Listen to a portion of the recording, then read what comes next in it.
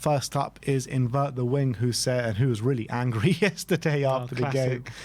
He says, I want Heung-min Son to start on the wing next game just to see that playing him number 9 is not the problem. What the problem is James Maddison's form and having no elite creators centrally. Pedro Porro has also experienced a significant dip.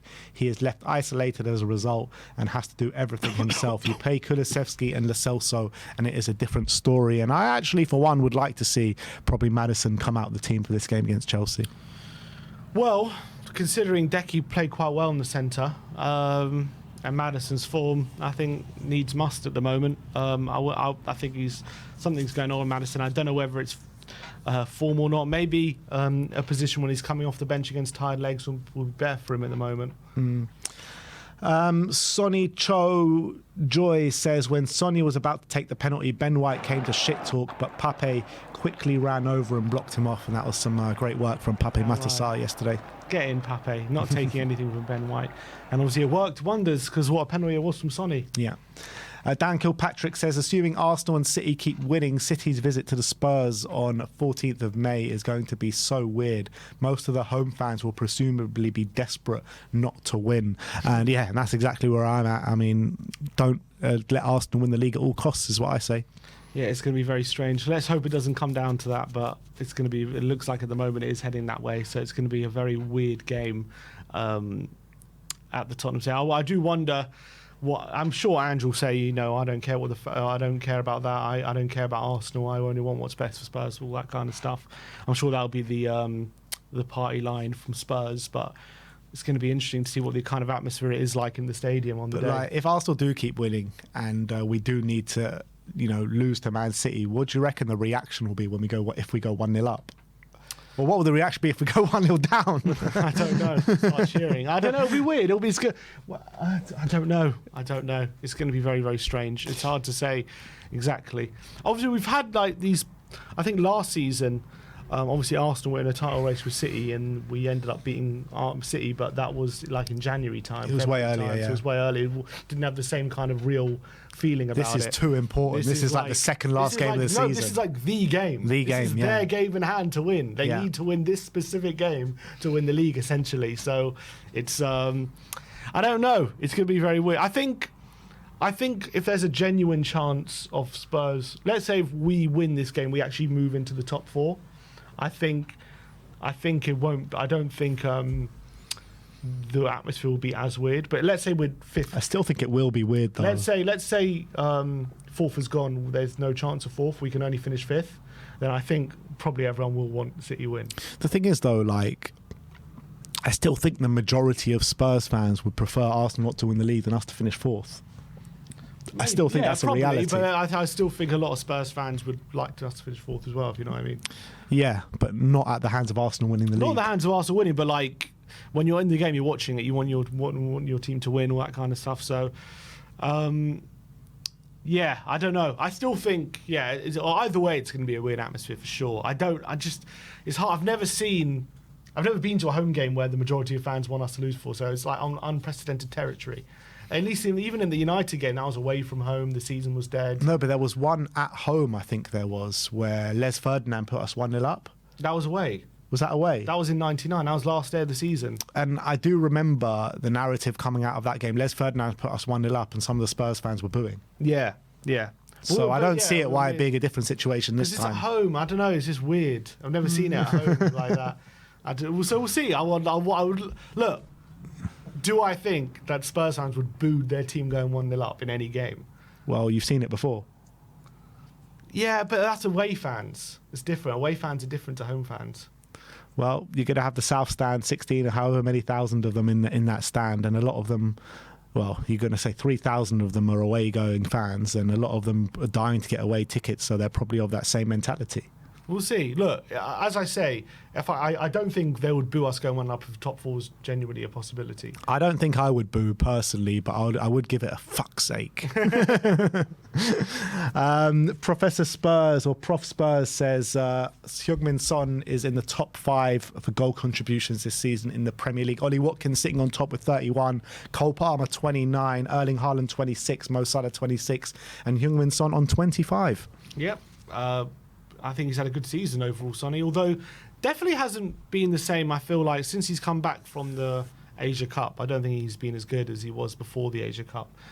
So I do hope that this isn't a sign of any decline or anything. I don't think it is, but obviously he's not improving. But I still think clearly he's got a lot to give, and those goal contributions prove it. Next up, what have we got? All right, why not? A quick mention to Spurs Kings TV reaching big up Ash a milestone 2,000 subscribers. If you haven't already, go and subscribe to Spurs Kings TV.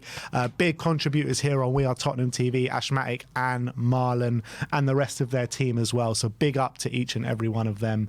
Next up is THFC report saying Santiago Jimenez and Luciano Getruda was at the Spurs Stadium yesterday watching the North London derby. I hope they didn't run a mile after what they saw.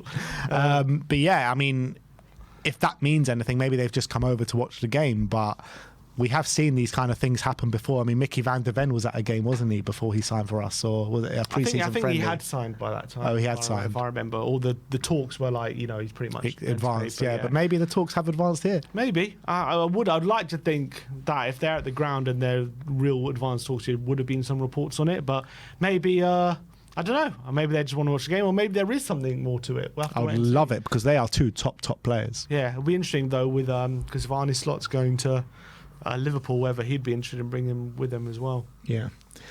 Maybe he's gone. Maybe they went to Anfield earlier in the week and they're just coming to see a good game in the North London derby. Who knows? But next up is Sonny Choi just showing that Pape protecting Heung-min Son again. Pape protecting Sonny during his penalty, making sure he has no distractions from the likes of Ben White. Ben White is such a shithouse, isn't he? Can't stand that guy.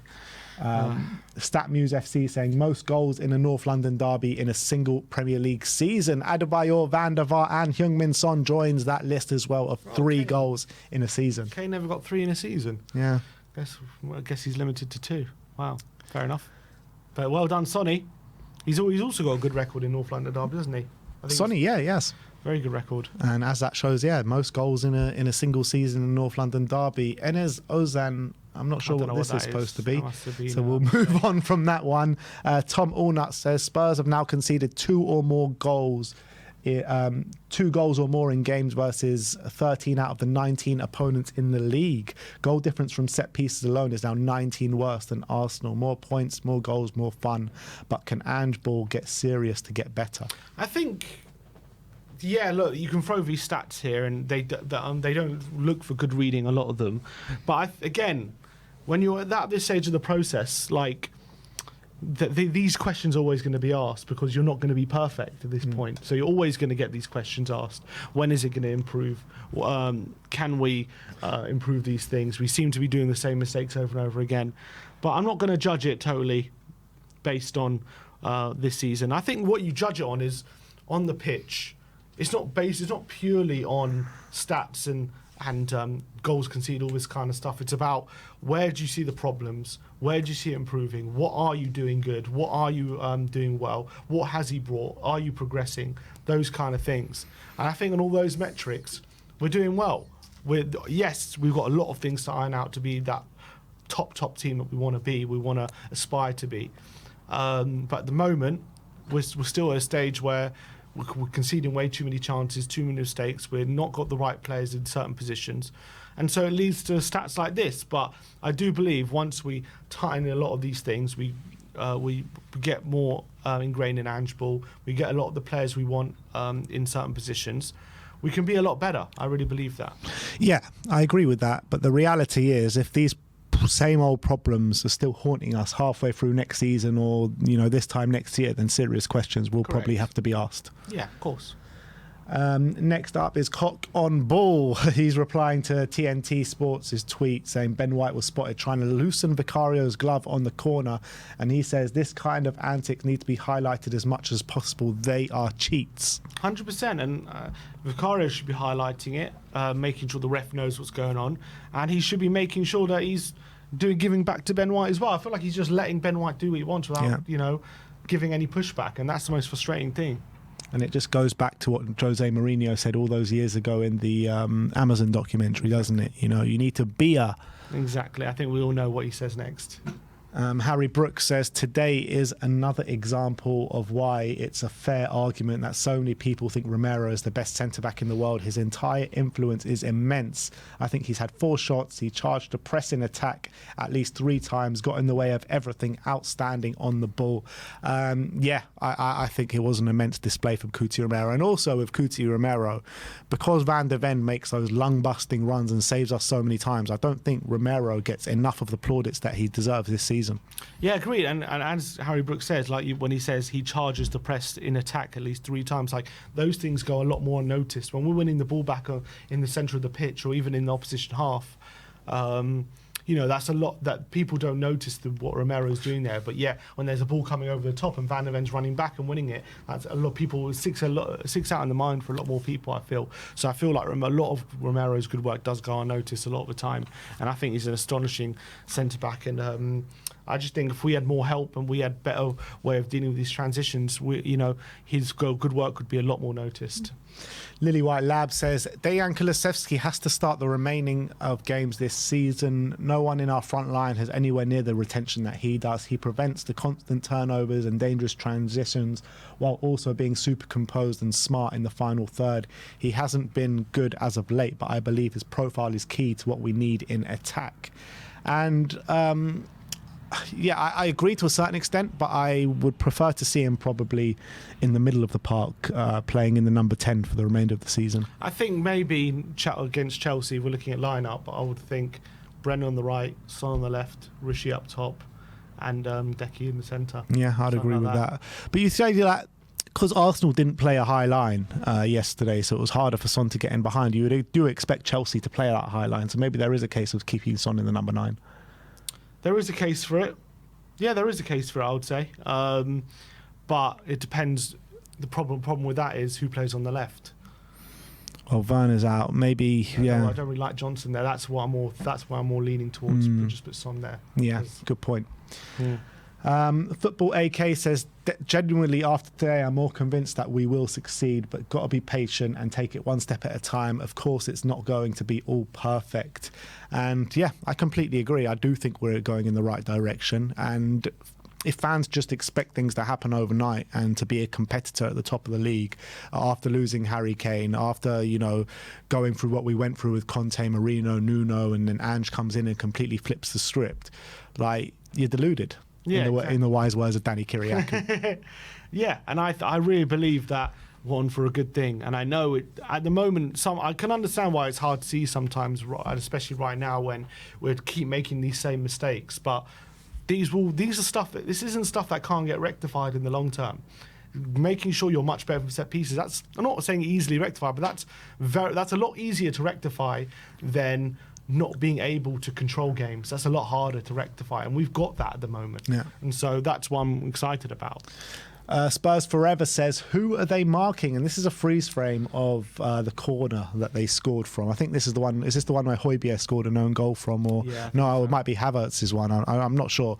But I mean, I saw this live in front of my eyes and I just couldn't believe what I was seeing. And then as soon as the corner gets taken, or just before, all these Arsenal players rush into the box, and our defenders, or every single Spurs player we had in box, just looked shell-shocked, didn't know what to do. They also had one cleared off the line in the second half, didn't they? I forgot about that. With Van de Ven. Van de Ven cleared off the line. So, yeah, I think Arsenal knew exactly how we set up. They exploited that. They have this way of just... because if they do this, then it's very, very hard to pick up, because they're running from the blind side. So you kind of have to look at 2 places at once. You have to look at when the ball's being kicked, and you have to look at when these players are running. And it causes a lot of confusion. And it's a lot easier for Arsenal to get the run on you. And that's exactly why it's so effective. So we should have known that was coming. We should have planned for it, and we didn't. And that's on Ange. Yeah. Cuti Romero after the game says, head up and carry on. This is what it's all about sometimes. I'm more than ever with this team. We will work and finish the season in the best way. Thank you for always being fans, all together, always. And that's from Cuti Romero. A lovely message after the game. Yeah, and it's hard to believe when reading that. Like, some people thought he doesn't care about Tottenham and all that kind of rubbish that people throw through. He's the most COYS out of everyone. Come on, he's fully COYS, Romero. Absolutely love him. Coco says, this is Michael Oliver every time Arsenal commit a foul. And that's exactly what it felt like yesterday. And Michael Oliver, I mean, if he took off his referee jersey, he probably had the Arsenal one on the underneath. And also there was another thing. I think Arsenal made, where was it? Fouls. Where was that stat? Arsenal made, I can't see it now. What, fouls? Yeah. Arsenal made 16 fouls. We made 12. Yeah, we got 2 yellows and they got 1. Just goes to show, like... And Arsenal made a lot more than 16 fouls. Yeah. A lot more. And they could have given away a couple penalties. The VAR situations as well were very annoying. So I thought, Michael Oliver did not have a good game, I thought, yesterday. Yeah. Ron Hotspur says, all we ask for is consistency. And this is 24 hours apart, pretty much. These two are less than 24 hours apart, really. And this was Chelsea and Villa, the goal that was disallowed, I think it was, in the last minute of the game. And this next one was Spurs' one. Yeah, Van der Ven. Look, he's got 2 hands on his back and he's pushing him. And that's what I'm saying. Like, the fact that it's so close... so close in date, like literally 24 hours later. Look, Bad Chile has 1 arm on him and it gets disallowed. Yeah, Havertz has 2 arms on him and they've got nothing to say for it. So it's very, very frustrating. You know, like, I've always been of thinking this season that, you know, decisions are going to go for you, decisions are going to go against you. That's just the way it goes, right? But to have so many in one game, just like that was just too much. Like, how can you have so many in one game in such a game of this magnitude as well? Makes it very hard to take. Takes the piss. And Madders THFC first tweeted out saying robbed, and this is of the Kulusevski chance, the goal that they scored, the offside decision as well, which I probably thought the offside decision was right anyway. But then he quote retweets that and it says, "How does it get worse?" Yeah, I would say about that one. So that was. So this was the. Okay, yeah, he gets clipped. Yeah. How does it get worse? I do think that one was not a penalty, unfortunately, just because I think Partey does get a toe to the ball. But he's unlucky, Kulu, because he does get past Gabriel, and Gabriel brings him down. But luckily for Gabriel, Partey was able to get a touch on the ball, so it's not a foul. So very lucky. Tom Mitch says, doesn't help when you're dealing with this level of officiating. And this freeze frame, the ball is nowhere near. Declan Rice kicks a lump out of Ben Davis. He goes down. Look at the view that Michael Oliver has. And he's like, nah, no penalty. I couldn't quite believe it. And I remember at the time as well, the whole bench, the Spurs bench, up in arms, like, how was that not given? And also, they didn't even have to wait for the ball to go out of play for it to go to a penalty. So... yeah, it was a clear penalty. And yeah, I don't know if you saw Gary Neville's reaction to it live on air as well. Yeah, I was watching the highlights and he said, oh, that's a penalty. Yeah, that's a penalty. Carly T saying absolute robbery in response to some bleach saying the saddest part that now is we have to pretend we didn't just see Mickey pointing repeatedly to the badge when he scored that goal. So annoying. It was just a day of what could have been yesterday. That was really what it was. Rad Chohan says, don't rate this Werner Brennan winger duo for a Big Six team. All off the ball work. They do not provide enough quality when they receive the ball in wide areas. I think having both in Spurs' squad next season would be a mistake.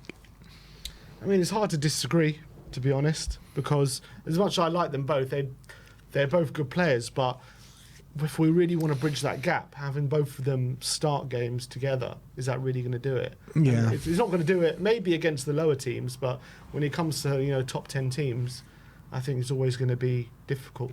Yeah, when you're comparing it to maybe an Arsenal, right, let's just take their left wing as an example, Martinelli, who hasn't had a good season, but we know what he can provide. And you've got Leandro Trossard, when he's not playing well, he can step in and score 15 goals a season. Mm-hmm. Can Timo Werner do that when our left winger's not providing? Our first choice next season is not providing. I'm not sure he can. No, I don't think he can. So, and on that basis, then maybe we need to rethink our opinions on Timo Werner, and maybe he's just not good enough at all. Mm. Well, look, I think in a perfect world, I'd prefer not to sign him, to be honest, but we don't live in a perfect world. We live in a world where... we live in Levy's world. Exactly. In that kind of world, I don't mind signing him as long as we're signing another one, but I'd prefer not to sign him, to be honest. Fabrizio Romano says, Postecoglou and Romero, outstanding World Cup winners mentality. I've got to get what's in him into some of the others. And who do you think he's alluding to when he says some of the others? Maybe the players in midfield. I think so. The Højbjergs, the Bissoumas, these kind of players. Somewhat, yeah, exactly. So they have that mentality, that aggressive mentality, rather than sometimes just letting the players coast and not get stuck in and things like that. Talking THFC in reply to XG Philosophy saying 2.73 XG to Arsenal's 1.28, saying a few better refereeing decisions and it's totally a different story today. Absolutely it's their title to lose now. We'll be back. I mean, I don't think it's their title to lose. I think when you're looking at the league table, it's clearly Man City's title to lose. It's in Man City's hands. If Man City win all their games, there's nothing Arsenal can do. Yeah. So it's not Arsenal's title to lose, but I completely agree with the first bit. It was such fine margins yesterday. It really was. And that's the most frustrating thing. It really could have gone a different direction. I'm looking at Arsenal though, and I don't think I see champions playing in front of me. And when you're looking at the champions of the last 5 or 6 years, that Liverpool team, the Man City teams, all those Man City teams, the way they're just so relentless and beat teams for fun. Yeah, Arsenal are getting results at the moment. They beat Wolves, beat Chelsea, but I'm not seeing a team that deserve to be champions in my opinion. Can never say Arsenal deserve to be champions. Yeah, that's the reality as well. Jacko says the biggest negative today was Maddison. When will he ever get back to his level? We're basically playing with 10 men. I'm expecting a lot more from him. We made him vice-captain, and that is the effort of a North London derby. Disappointed once again. It's hard to disagree with that. I was very disappointed with him, I have to say. I've been backing him up, and that was probably his worst display yet, and especially as he's just had 2 weeks as well to get over whatever it may be injury problems or fitness issues he's maybe going through, and he kind of served up a really bad performance. So it's an awkward conversation now for Thursday whether he starts. Yeah, I don't think he should. Axel THFC saying, I've seen enough from this season. I just want to know Ange Ball is going to hit like the purest crack cocaine out there next season, and I'm sure it will. 100%. It's going to be you won't be able to get enough. Alex THFC saying all in one season, which is unacceptable really, losing at home to West Ham, Chelsea and Arsenal. But I would say we probably deserved more out of all 3 of those games. Yeah, it definitely should not be 3 losses. Obviously Chelsea were down to 9 men and 1 up. West Ham, we completely dominated that game, and then we made 2 individual errors, didn't we, and cost us. And obviously the Arsenal game was very, very fine margin. So I don't come away looking at those results thinking we deserve to win all of those. But when you lose all 3 of them, it's very, very frustrating. Yeah. Ron Hotspur, Michael Oliver, when it's time to rob Tottenham. This is what it felt like yesterday. Of course he did. When it's time to level the playing field in the title race, then he comes charging in. Oh, that's so frustrating. Harry Brooks says, I haven't looked into Spurs' defensive set-piece organisation, but Romero, Richarlison, Udogie a bit are the only players in the team who truly attack aerially. You can't have the best set-piece coach in the world. You can have the best set-piece coach in the world if you don't have players who can attack the ball. You're struggling. And I agree with that. I mean, we need better players in the air in our team. We just don't have enough. Yeah, I think that's a good point. I think Basuma doesn't really do it. Bentancur, I think he has done it, but maybe at the moment he's not doing it in terms of just really challenging strongly in the air. Porro's never been the best in the air. Van de Ven, for a 6'4" defender, is not the best in the air. I think it makes a good. Son is not the best in the air. Johnson's 6 foot, but does he get put his head in there? Werner. So maybe it is a case of at the moment we're struggling with set pieces because a lot of our defenders are, or a lot of our players are just not physically that aggressive. Yeah. Mikkel Moritzen says Tomiyasu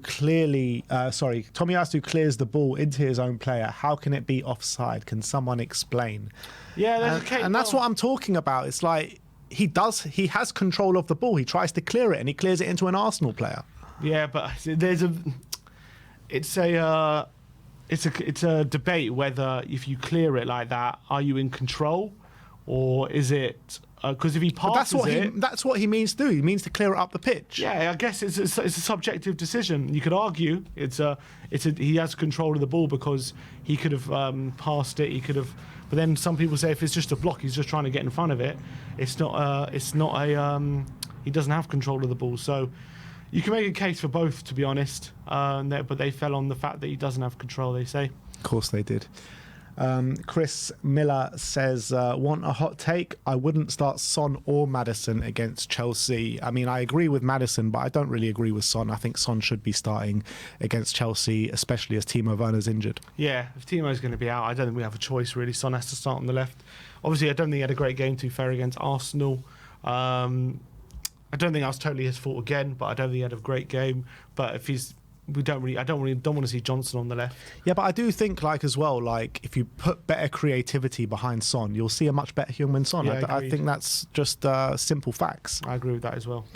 Hotspur related, and on Tottenham today, we let the fans down. Yeah, I think obviously that the emotions are raw after the defeat. But when you're 3-0 down, I think they were definitely in danger of being an embarrassment, that's for sure. So at least that didn't happen. Mickey van der Ven stopped that single-handedly, pretty much. And John Kulusevski's penalty appeal, he says, games are not refereed in the stadium anymore. They are refereed somewhere else, and no one will convince me otherwise. It's not even re-refereed. It's refereed somewhere else. That's why I don't celebrate goals anymore. I wait for somebody down the road. The refs just go, you know what? I'll wait and see what the bloke down the road thinks. Yeah, and that is also a big problem with VAR. Obviously, we know that.